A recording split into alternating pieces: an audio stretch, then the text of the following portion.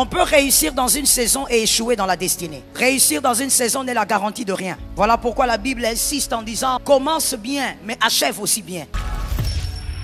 Tu peux réussir en 2023, échouer en 2024, lamentablement. La réussite d'une saison ne garantit pas la réussite d'une destinée. Donc, tu dois voir clair dans une saison et tu dois voir clair dans ta destinée. On peut voir clair dans sa destinée sans accomplir sa mission. Tu vois clair, tu comprends ce que c'est ta destinée, mais tu échoues dans ta mission. Pourquoi? Parce qu'on ne réussit pas dans la mission parce qu'on voit la mission. On réussit dans la mission parce qu'on est équipé pour la mission. Donc, au-delà de voir, moi j'ai été appelé à être médecin. Non, moi j'ai été appelé à être ceci. Tu sais que tu as été appelé à être médecin, mais si tu ne fais pas médecine, ben, tu passes à côté. Ben, tu as échoué. C'est pas parce que tu dis que tu as rêvé plusieurs fois en train d'opérer les gens et tout ça, que voilà, tu deviens médecin. Non, tu dois être équipé pour devenir le médecin que tu as vu. On peut voir dans une destinée, mais échouer dans la mission. Dans les 3 dimensions, tu dois réussir. Quand je dis ça tombe sur tes enfants, c'est que toi-même, tu as déjà réussi, n'est-ce pas?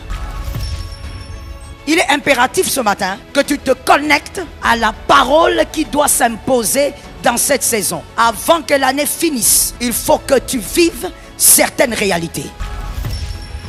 Dans ta saison, avant de voir clair, tu dois voir les arbres. Jésus n'a pas raté de miracle. Jésus savait que ça allait se passer comme ça. Et il l'a fait pour nous enseigner, nous, aujourd'hui. Tu ne peux pas voir clair dans une saison, c'est-à-dire réussir ta saison, si tu n'as pas au préalable vu les hommes comme des arbres. Tu dois voir les hommes comme des arbres et tu verras les fruits. Pourquoi? Comme Pierre, ce jour-là, il s'est rendu compte que Jésus n'était pas un jeune de 30 ans. C'était un arbre qui avait des fruits éternels. Dans une saison, il y a des fruits que tu recevras, mais tu les recevras auprès des arbres visibles. Ces arbres visibles sont les humains. C'est pourquoi je t'ai parlé des fruits invisibles sur des arbres visibles. Aucun homme ne peut réussir sa saison sans avoir cueilli les fruits stratégiques de sa destinée. En d'autres termes, vous ne pouvez pas réussir une saison si vous êtes incapable de reconnaître un arbre qui porte les fruits de votre saison. Il y a des hommes à reconnaître dans une saison. Lève ta main droite, je sens quelque chose. Dis avec moi au nom de Jésus que mes enfants aient l'esprit de discernement. Mon frère, il y a des portes qui ne s'ouvriront jamais avec tes mains. Ça ne s'ouvrira qu'avec les mains de quelqu'un d'autre. Mais ce quelqu'un d'autre est un arbre que tu dois voir. Jésus touche l'aveugle. L'aveugle dit, frère, je vois, mais je vois des hommes comme les arbres qui font quoi? Parce que les arbres qui marchent existent. Les arbres qui marchent, toi déjà tu es un arbre qui marche parce que tu as des fruits. C'est quoi les fruits? Le fruit c'est ce que tu as qui peut rendre l'autre meilleur que toi. Tu ne peux pas être dans une saison, mais tu es là comme ça, tu entres à l'église, tu sors, tu vas au travail, tu rentres, tu câlines ta femme, tu câlines ton mari, tu berces les enfants. As-tu repéré les arbres de la saison? Et c'est pour ça que là je disais, ça ce n'est plus question de goût. Oh non, moi je n'aime pas sa tête, moi je n'aime pas sa manière de parler. Si il a les fruits de ta saison, tu dois aller là-bas. Mon frère, tu ne peux pas réussir si tu ne localises pas certains hommes dans la destinée. Et pour les localiser, tu dois voir les arbres. Ça veut dire que quand tu le vois lui, vous savez, quand je vois un arbre, je ne regarde pas les défauts. Je regarde quoi? Avant que Jésus n'amène l'aveugle à voir clair, Jésus a envie de nous dire, avant de voir clair dans la destinée, que tu voies bien, ça veut dire tu réussis, tu avances. Tu dois d'abord voir les hommes comme des arbres qui... Et quand on regarde les arbres, comme vous venez de le dire, on ne regarde pas les défauts. Oh, cet arbre est penché. Pourquoi il est penché? Mon frère, c'est qu'il y a quelque chose qui ne va pas avec toi. Lorsque tu regardes un arbre, tu te focalises sur quoi? S'il y a le fruit, tu fais quoi? Tu t'arrêtes. S'il n'y a pas de fruit, tu passes.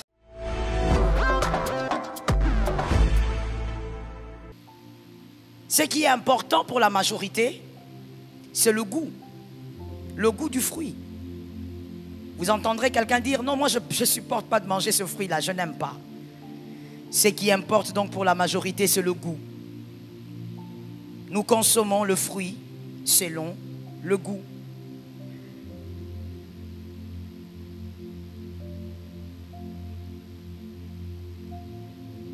Alors que voici une vérité à ne pas ignorer.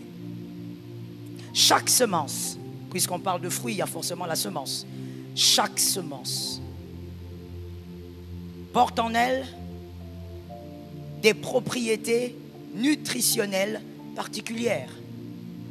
Chaque semence porte en elle des propriétés nutritionnelles particulières. C'est-à-dire, tu peux bien dire que tu aimes les oranges, c'est bien, mais ne pas manger la mangue te fait perdre les propriétés nutritionnelles qui se cachent dans la mangue. Mais bon, en général, pour nous, ce qui compte, c'est le goût. Si les fruits sont pris par plaisir à cause du goût, les fruits invisibles qui émanent des arbres visibles, les fruits invisibles qui émanent des arbres visibles, eux par contre ne dépendent nullement du plaisir. Ces fruits invisibles qui émanent des arbres visibles ne dépendent pas du plaisir ou du goût. Ça ne devrait pas. Ça dépend plutôt du discernement. Merci de me l'écrire en gras. Discernement.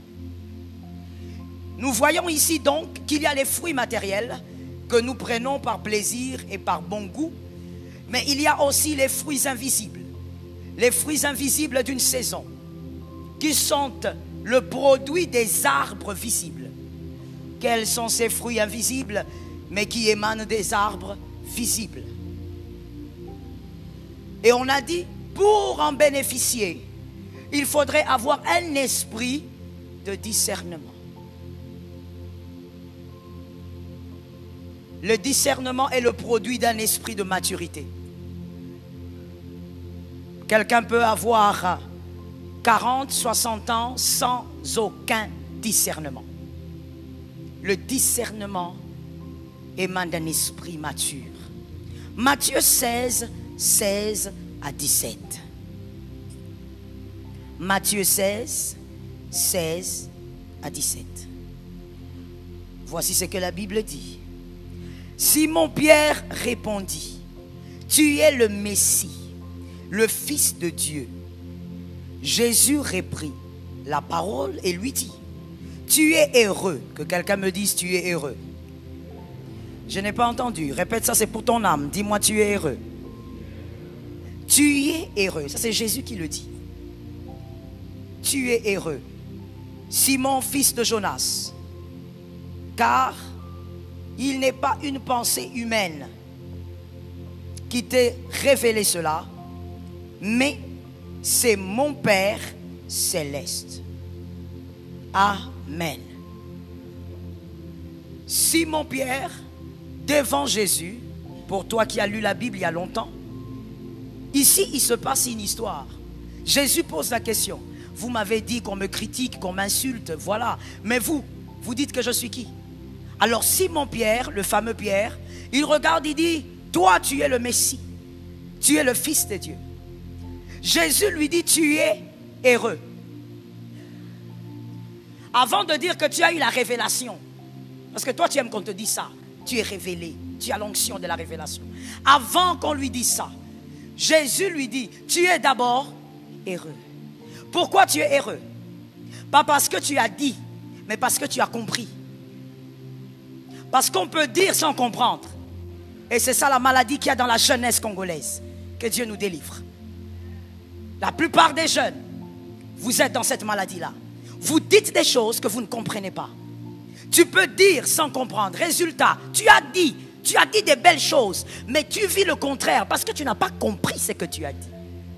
Jésus lui dit, tu es heureux. Dis à ton frère, c'est parce qu'il a compris. Non, mon frère, quand je dis de le dire, je sais pourquoi je te le demande. Alors fais-le, s'il te plaît. Que quelqu'un dise à son frère, il a compris. Jésus dit qu'il est heureux parce qu'il a compris. Pas parce qu'il vient de dire quelque chose de glorieux, tu es le Messie. Non. Il dit, Simon, tu es heureux. Et quand on dit à quelqu'un, il est heureux, ce n'est pas pour la minute.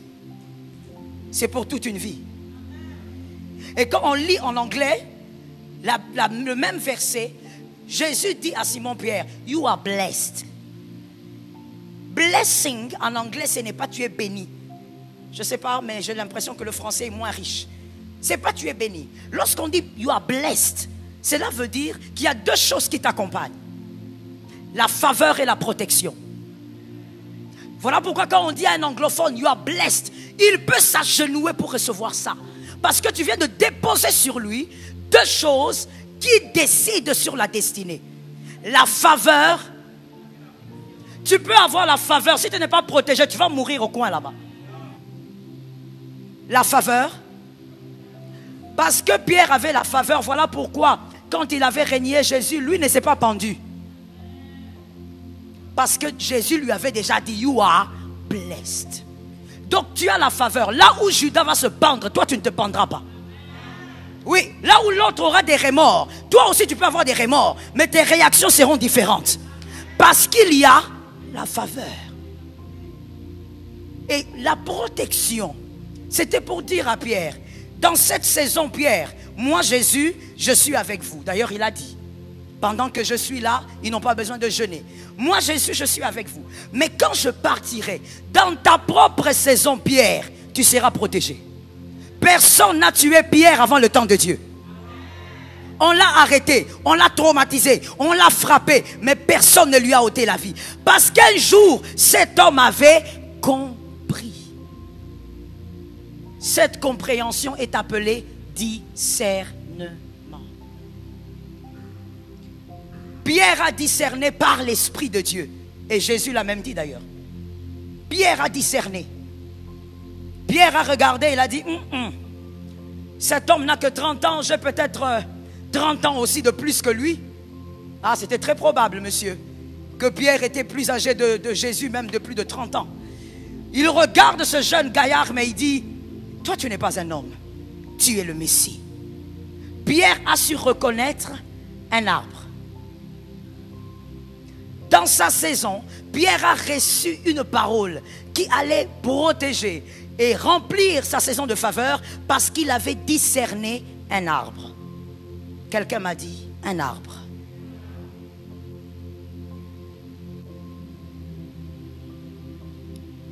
Le discernement te donne la capacité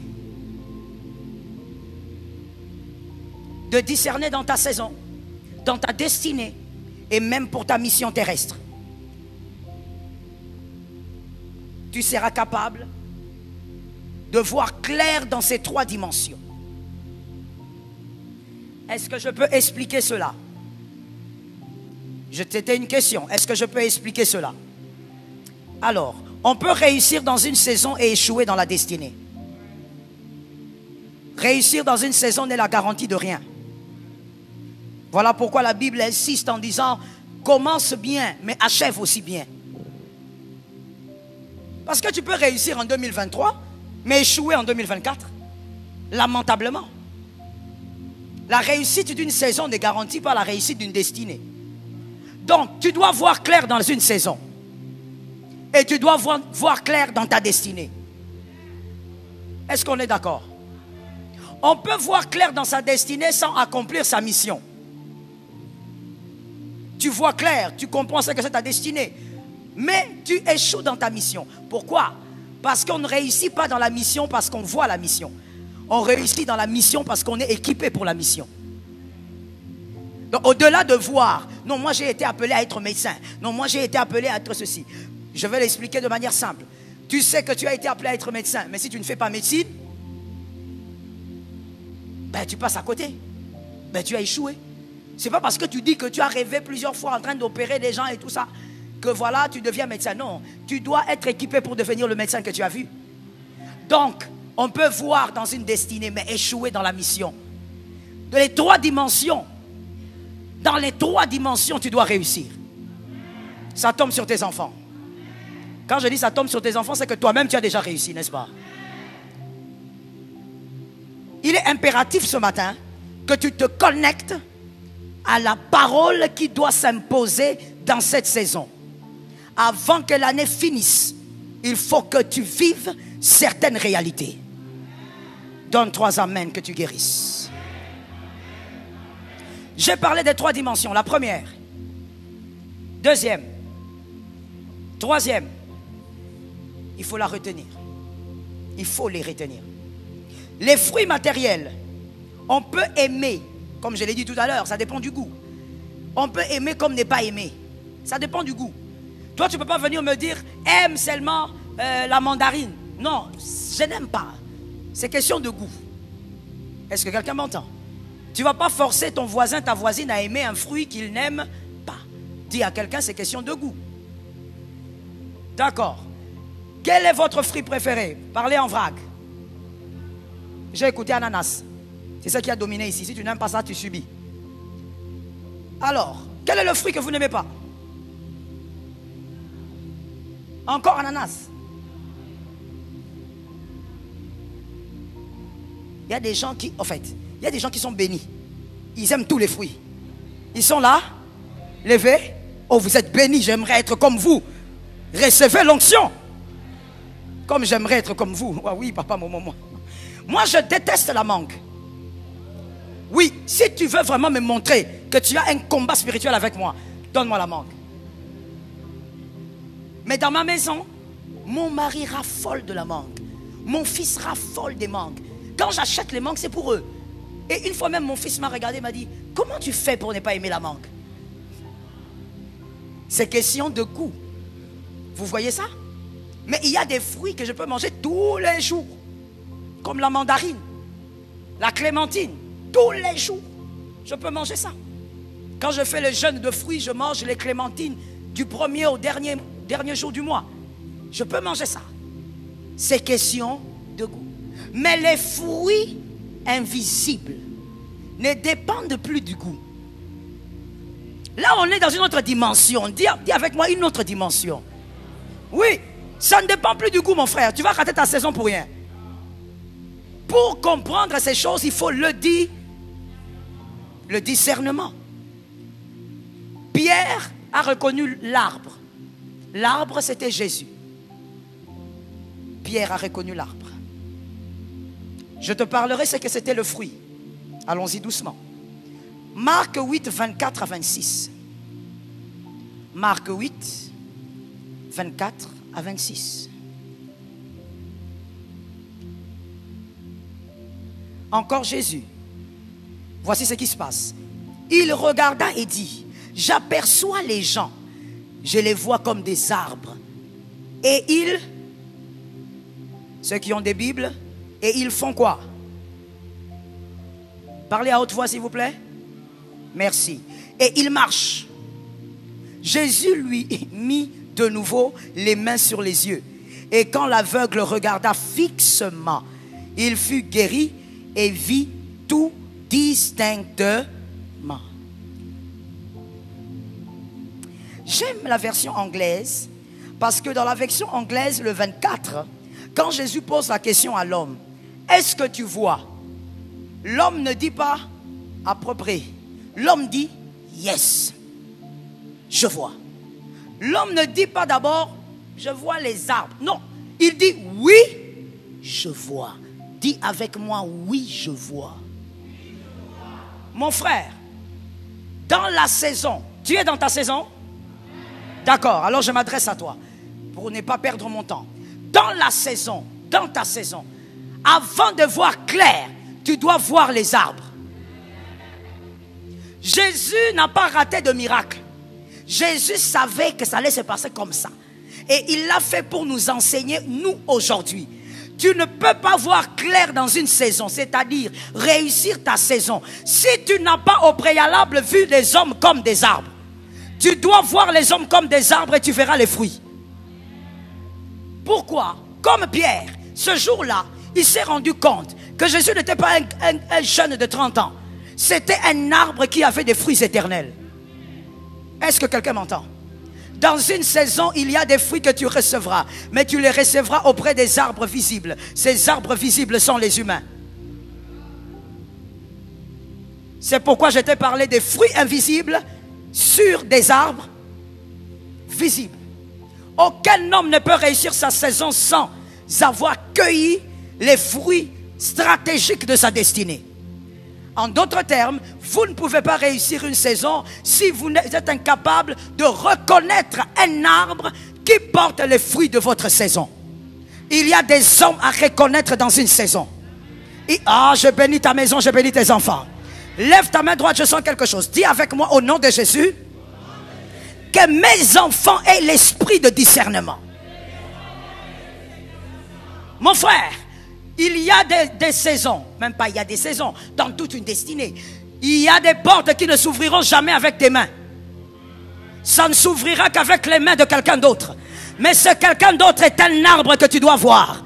Jésus touche l'aveugle. L'aveugle dit, frère, je vois, mais je vois des hommes comme les arbres qui font quoi? Parce que les arbres qui marchent existent. Les arbres qui marchent, toi déjà tu es un arbre qui marche parce que tu as des fruits. C'est quoi les fruits? Le fruit c'est ce que tu as qui peut rendre l'autre meilleur que toi. Est-ce que quelqu'un m'entend bien? Tu ne peux pas être dans une saison, mais tu es là comme ça, tu entres à l'église, tu sors, tu vas au travail, tu rentres, tu câlines ta femme, tu câlines ton mari, tu berces les enfants. As-tu repéré les arbres de la saison? Et c'est pour ça que là je disais, ça ce n'est plus question de goût. Oh non, moi je n'aime pas sa tête. Moi je n'aime pas sa manière de parler. Si il a les fruits de ta saison, tu dois aller là-bas. Donne-moi 3 amens que tu sois délivré. Je suis décidé de te dire ça mon frère, jusqu'à ce que ça rentre dans ton esprit. Même dans ton pancréas ça doit entrer. Mon frère, tu ne peux pas réussir si tu ne localises pas certaines sommes dans la destinée. Et pour les localiser, tu dois voir les arbres. Ça veut dire que quand tu le vois lui, hein, tu ne vois... My God. Vous savez, quand je vois un arbre, je ne regarde pas les défauts. Je regarde quoi? Avant que Jésus n'amène l'aveugle à voir clair, Jésus a envie de nous dire, avant de voir clair dans la destinée, que tu voies bien, ça veut dire tu réussis, tu avances. Tu dois d'abord voir les hommes comme des arbres qui... Et quand on regarde les arbres, comme vous venez de le dire, on ne regarde pas les défauts. Oh, cet arbre est penché. Pourquoi il est penché? Mon frère, c'est qu'il y a quelque chose qui ne va pas avec toi. Est-ce que quelqu'un m'entend bien? Lorsque tu regardes un arbre, tu te focalises sur quoi? S'il y a le fruit, tu fais quoi? Tu t'arrêtes. S'il n'y a pas de fruit, tu passes. Si on te demande comment était cet arbre-là, court ou grand, tu t'en fous, tu ne te rappelles même pas. Ça, c'est un autre enseignement, mais que j'annexe en même temps. Lorsque tu localises les arbres de ta saison, arrête de regarder à leurs défauts. Tu n'es pas là pour regarder leurs défauts. Regarde le fruit et mange. Donne-moi un amen normal. Si tu n'es pas capable de discerner par l'Esprit de Dieu, mon frère, tu vas passer des années inutiles à, excusez-moi, mais je dois le dire comme ça, avec des personnes des gens qui te bouffent, des gens qui te bouffent l'énergie, mais qui ne te donnent rien. Quand je dis donner, je ne parle pas de 10 $. 10 $, c'est rien. 1000 $, c'est rien. 1 million, c'est rien. Donne-moi les bagages, j'aurai plus que ça. Tu donnes un amen, ça tombe sur tes enfants. Tu donnes un autre amen, ça tombe sur ta destinée. Surtout la jeunesse d'aujourd'hui. Que Jésus délivre la jeunesse. Et là, ce n'est pas seulement au Congo, c'est dans le monde. En Europe et partout. Quand je vois les jeunes, comment ils réfléchissent, je dis Seigneur délivre. Nous sommes vraiment au temps de la fin. Au lieu qu'il regarde les arbres, qu'il localise les arbres de sa saison, lui cherche qui va commencer à devenir son bailleur. Le bailleur de fonds sèche. C'est un humain.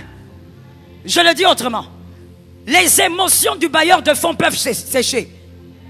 Quelqu'un qui t'aime aujourd'hui peut ne pas t'aimer demain. Quelqu'un qui est disponible aujourd'hui peut ne pas être. Hein? Mon frère, même la SNEL est indisponible souvent.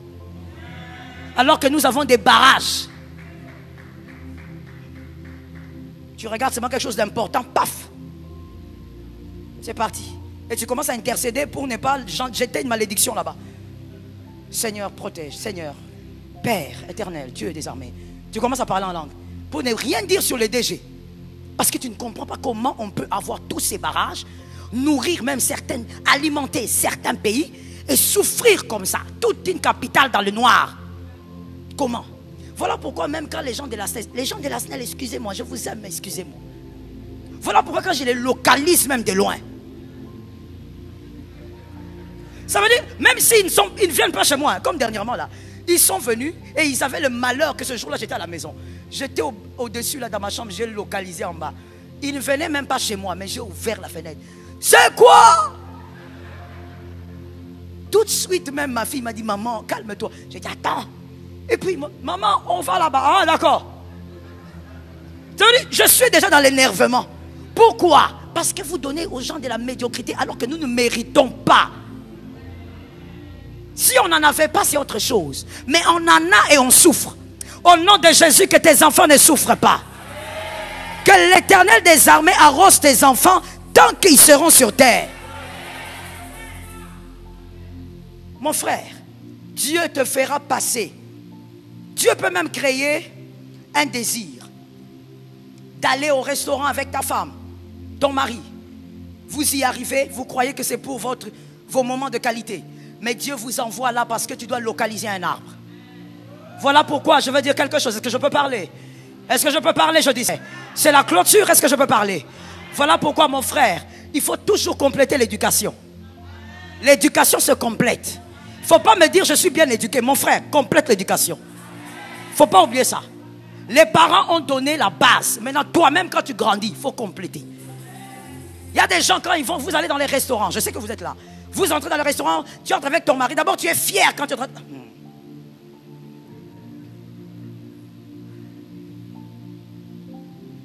Je parle. D'abord, tu es fier quand tu entres avec ton mari, la madame. Tu montes les épaules comme ça. Tu montes sur tes gros chevaux. Tu es là avec ton mari. Alors que ton mari frappeur, attrapeur des jupons. Même les serveuses qui sont là, certaines sont déjà passées. Mais elles te regardent seulement. Elles-mêmes, elles sourient. Toi, tu ne comprends pas, madame, pourquoi les serveuses là te sourient comme ça. Parce qu'elles connaissent ton mari frappeur. Il faut être humble dans la vie. Hein. Tu ne sais pas qui est qui. Quand tu entres dans les restaurants, tu t'installes. Le serveur, pour qu'il vienne, d'abord tu l'appelles comme si tu appelais votre petit chat.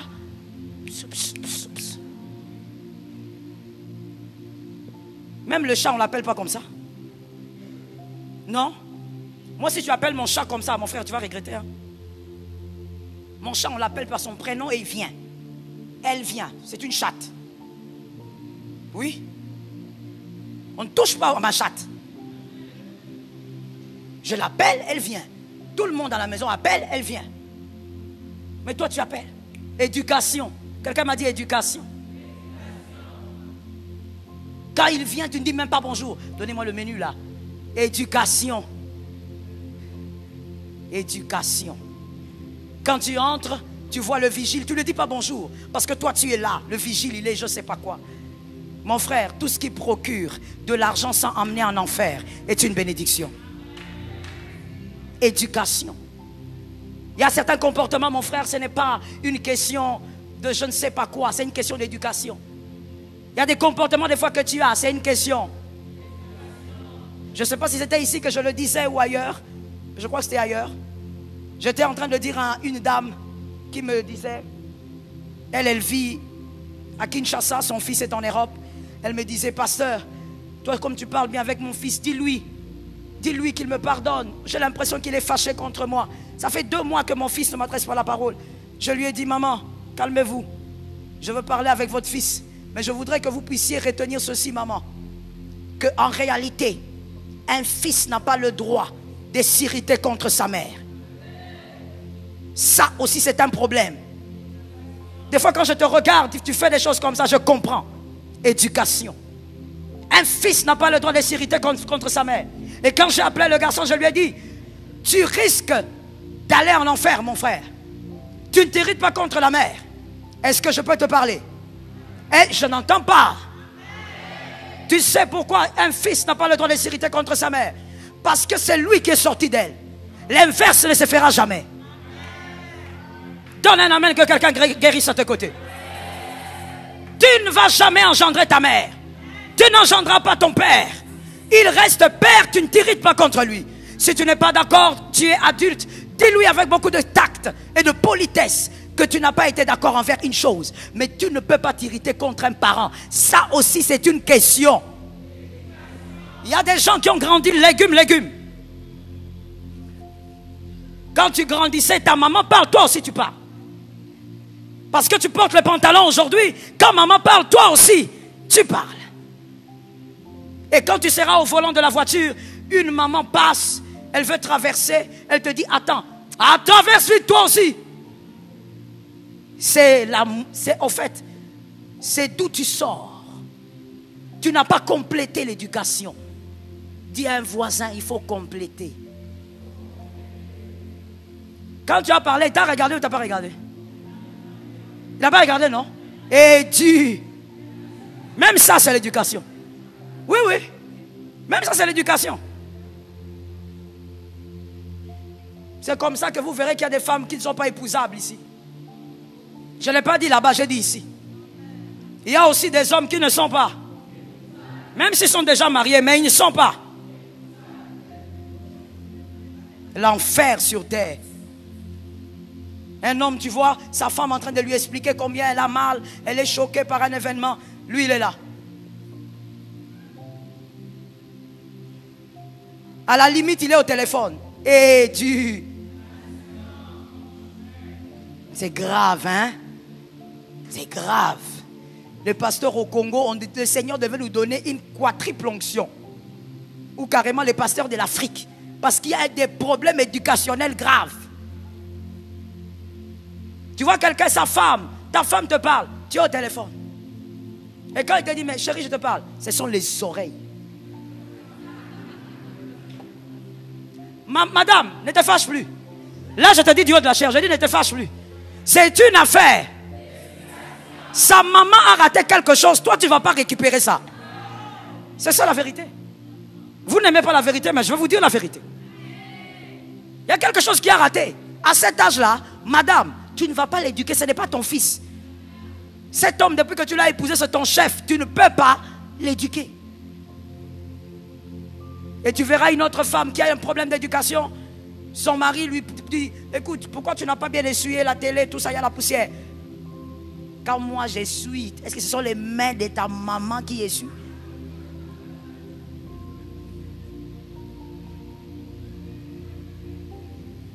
J'étais en train de parler aux femmes au Mont Carmel, c'était hier? C'était hier. Je vous ai parlé d'un couple, n'est-ce pas? 18 ans de mariage, la femme a décidé de divorcer il y a une semaine. Et comme je le disais, c'est un couple que je connais très bien. Ça fait des années que je les connais. L'homme d'ailleurs a servi à un moment dans la communauté. Je le connais. Mais quand j'ai écouté la femme pendant 2 heures dans mon bureau, parce que j'avais parlé à l'homme, et puis je m'étais dit, bon, vraiment, la femme là, il faut vraiment que je lui parle, elle a quelques problèmes. Quand j'ai écouté la femme pendant 2 heures dans mon bureau, non-stop, moi je ne disais rien, c'est elle qui avait parlé. J'ai compris. Et j'ai même dit à mon mari, j'ai dit, tu vois, tel et tel, ils vont divorcer. Il me dit, oh, pourquoi tu dis ça? Non, il faut les aider. J'ai dit, ils vont divorcer. Et puis il me regarde, il dit, mais pourquoi? J'ai dit, mais parce qu'ils se sont mal mariés. Ils ont vécu 18 ans, ils ont autant d'enfants, mais entre les deux, il y a incompatibilité éducative. Papa, maman, imaginez-vous que l'une des filles, une très belle fille, l'une des filles de ce couple donc, aura son bac, je crois, l'année prochaine. Et à l'école, on organise des moments de sport pour les vacances. Alors la fille, malgré qu'elle n'a jamais fait ça, mais elle sent des talents pour le basket. Alors elle dit, je vais faire le basket. Elle dit à sa maman lui dit, oui c'est bien, mais dans le document, moi je peux signer. Mais comme connaissant ton père, la manière dont il est compliqué, va, que papa signe. La fille a attendu papa, papa vient toujours à 2 h du matin. Il vient à 3 h du matin, il était dans le bar toute la nuit. Comment quelqu'un peut être serviteur de Dieu et viré comme ça? C'est comme ça que j'aime dire aux femmes, attention, le cœur de l'homme est entre les mains de Dieu. Et donc, la fille se rend compte que papa n'est jamais disponible. Alors la fille qui dit, maman, signe carrément parce que papa n'est pas disponible. Il dit, non, je ne signerai pas. Alors, en allant le matin un jour très vite, la fille donne à papa. Papa, avec le sommeil de 2 h du matin, il signe. La fille commence à faire son basket. Elle fait le basket après cours et tout ça. Et tout va bien. Un jour, papa demande, mais pourquoi elle ne vient pas à la maison à temps? Alors maman qui dit, oh, mais tu avais signé? Signé quoi? Non, mais elle fait le basket. Quoi? Le monsieur s'élève. Le monsieur va au terrain de basket. Il sème un trouble que je refuse de dire ici par pudeur. Il sème un trouble. Et quand il finit, il rentre à la maison, il dit à sa femme, Toi, tu veux que ma fille fasse des baskets, tu ne sais-tu pas que toutes les femmes qui font le sport sont des prostituées? Comment quelqu'un peut réfléchir? Mais à l'église, il a la veste et la cravate. L'éducation, on ne le voit pas par l'habillement. L'éducation, on ne le voit même pas par le bon parler. L'éducation, c'est tout un monde. J'ai dit à mon mari, tu vois quand il voulait se marier, parce que tu étais là, tu vois ça, il fallait à cette époque que vous interdisiez ça. Il fallait arrêter ça. Non, mais attends, tu sais, à l'époque, je dis, papa, aujourd'hui, vous devez consommer le divorce de ces gens. Ils ne peuvent pas vivre ensemble. L'éducation est trop. C'est tout. Mon frère, il y a certaines choses, quand ça ne matche pas, quand tu ne peux pas les mettre ensemble, deux personnes ne peuvent pas marcher ensemble. La Bible dit deux personnes ne peuvent marcher ensemble sans qu'elles ne s'entendent, n'est-ce pas? Il faut que les deux personnes s'entendent pour évoluer. J'ai dit à quelqu'un, l'éducation risque de te faire rater, de discerner l'arbre de ta saison. Là, il n'est pas question de quelqu'un qui te plaît. Non, il est question de savoir, est-ce que cet arbre a des fruits qui m'appartiennent? Et si l'arbre a les fruits qui t'appartiennent, attache-toi à l'arbre. Est-ce que quelqu'un m'entend bien? Je place une nuance importante à retenir pour la vie. Lorsqu'on localise par le discernement l'arbre ou les arbres de sa saison, on ne s'attache pas aux fruits, on s'attache à l'arbre. Est-ce que quelqu'un me capte? Le fruit de l'arbre visible, sont les capacités, les aptitudes que cette personne a à te communiquer. C'est ça le fruit. Ce n'est pas le résultat, non, c'est ça. C'est l'équipement, pour toi qui écris. Le fruit d'un arbre, c'est l'équipement que cet homme possède. L'équipement qu'il doit te transmettre. Voilà pourquoi tu dois t'attacher à l'arbre et non. Le fruit, tu reçois le fruit. Mais tu t'attaches à l'arbre.